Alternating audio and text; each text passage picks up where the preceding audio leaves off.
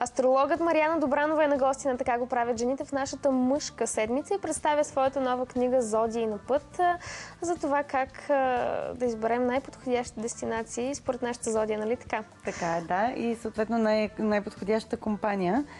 И компанията е важна. Разбира се, ние не тръгваме сами в повечето пъти. И освен това, когато трябва да планираме почивка, е по-добре да изберем подходяща компания, защото иначе почивката става нещо ужасно и се прибираме много по-изморени, отколкото сме тръгнали. Да. Как точно се изчисляват тези неща? Как всичко това се пресмята, за да може категорично да се каже ти за тебе по-добре да отидеш еди къде си и седи кой си? Как точно се смята това нещо? Има си таблица, формула или нещо? Не, както ви казах, отчетени са географските посоки най-вече.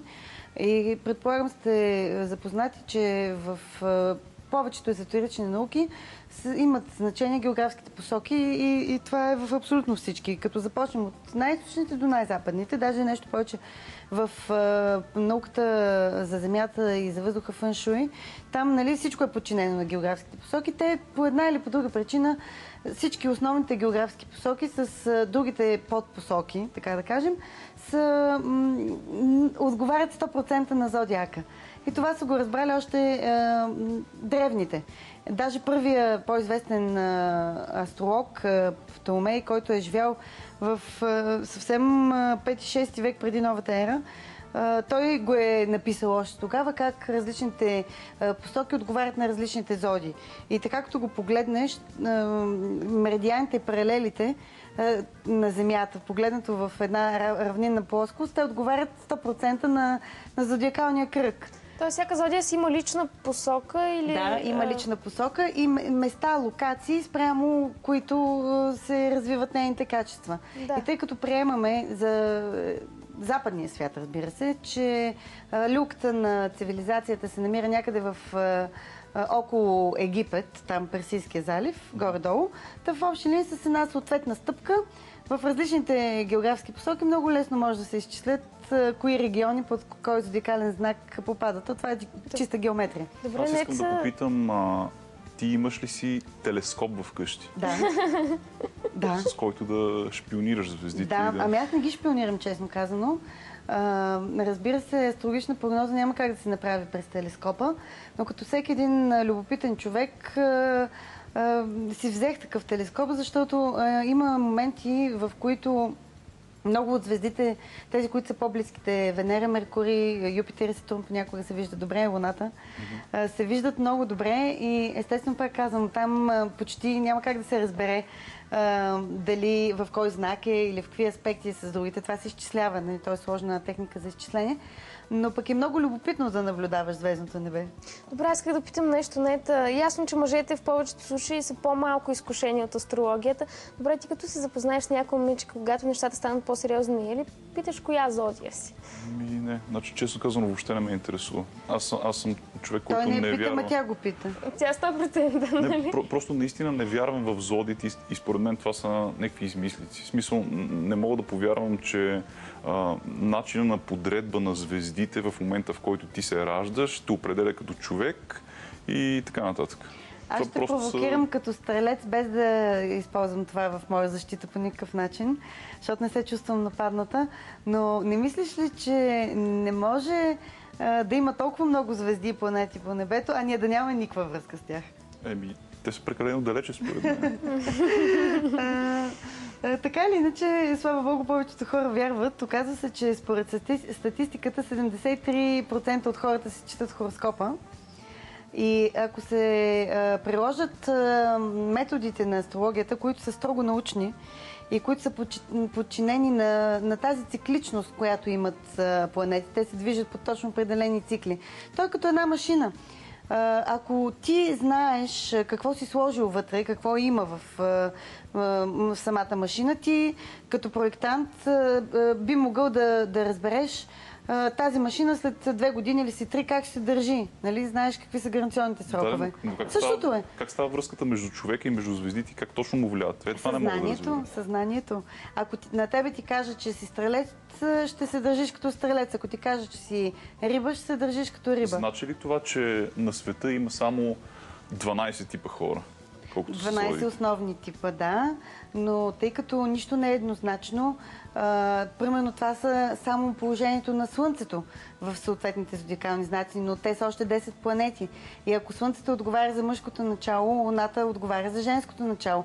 Ти си се родил, когато Слънцето е било в знака Стрелец и затова си импулсивен, напорист, обичаш да спортуваш. А ако Луната е била в знака Рак, да кажем, това ще направи сантиментален, превързан към семейството, съотношение към кулинарията. Така че нещата са далеч по-сложни. Въобще не са просто 12 не е типа толкова хора. просто.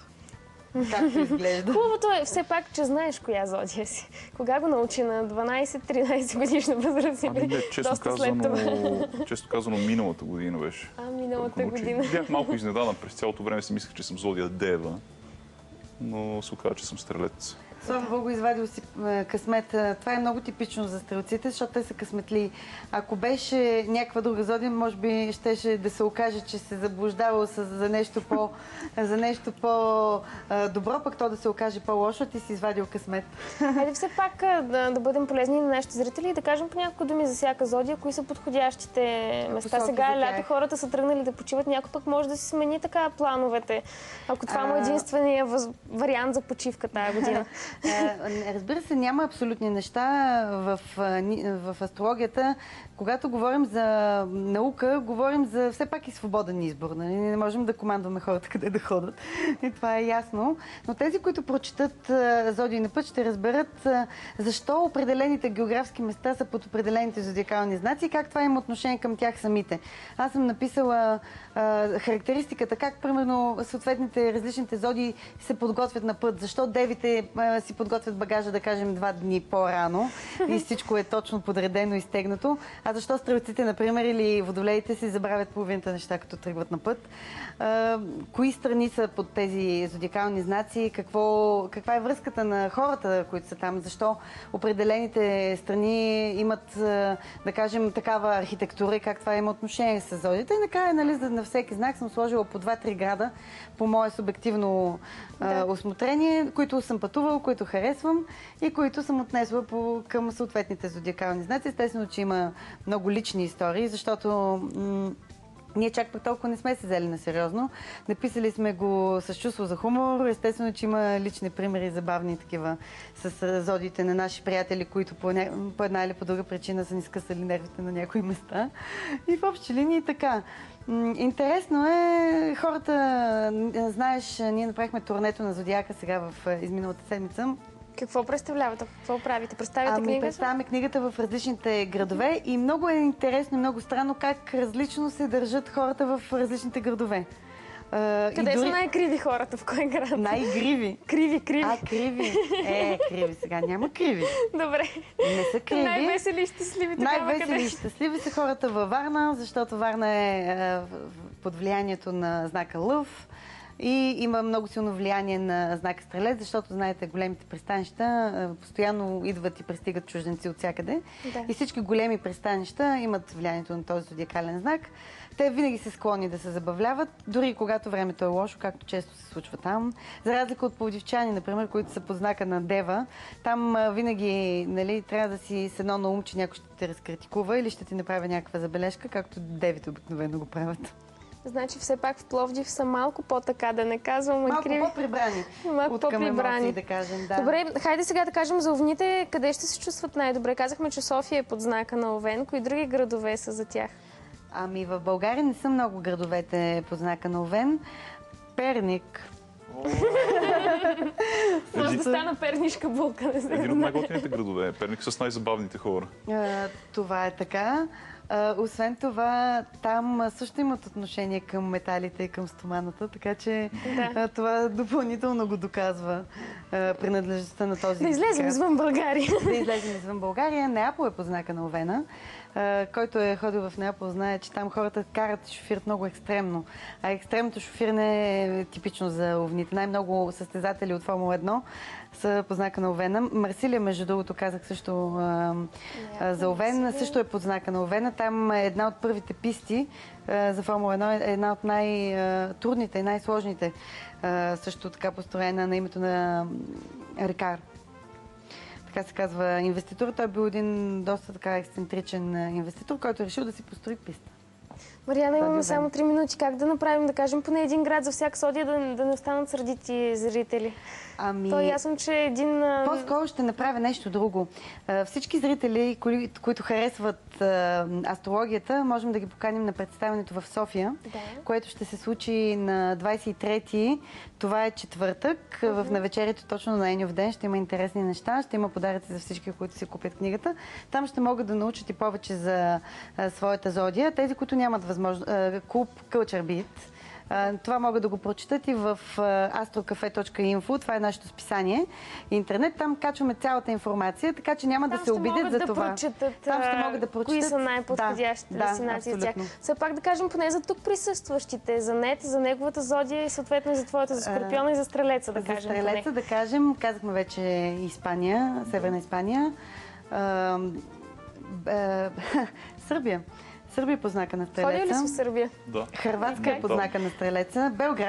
Белград, между другото, въпреки че е балкански град, е изключително космополитен и хората там са много отворени към всичко ново и към всичко чуждо. Австралия, между другото, също е по знака на Стрелеца заради големия мащаб. И Мадагаскар, най-големия остров, също е под знака на Стрелеца на Земята. Ще отида. Още от сега започвам да събирам парички. Може да помогнете. Да, може някой, ако много симпатизира на Нет, моля ви, помогнете му, съберете пари за това момче да го изпратим в Мадагаскар. Защото това му е мисията, нали така? Това е мисията в живота му, да посети Австралия или Мадагаскар. И сега за финал за скорпионите, да кажем. За скорпионите са подходящи всички места, които крият някакви тайни. Анатолия в Турция, това е Анадола, всъщност старото име е Анатолия, Анталия, въобще всички места, където има много природни ресурси, много тайни, са по знака на Скорпиона. И не на последно място слагам Норвегия, една изключително интересна страна с изключително интересни хора. Все хубави места. Аз едно финално въпрос ще да питам. Има ли така Зодия, която се чувства добре абсолютно навсякъде по света? Или... Да, това са, отново казвам, стрелците, защото те са пътешественици по душа. Те се раждат с едно желание да откриват света и да откриват нови интересни неща. Значи трябва да съберем повече пари, не само за Мадагаскар, за едно продължаваме да събираме за Нет. Показва, че стрелците сме супер готени и навсякъде ни е добре. Точно. Да, може и така да се интерпретира, да, наистина. Много ти благодарим, че ни беше на гости. Аз ви благодаря. Успех с турнето. А сега е време за... не за реклама, за новини. Новините по BBC. В Така го правят жените остана да видите какви са модните тенденции в мъжкото облекло за този сезон. Останете с нас.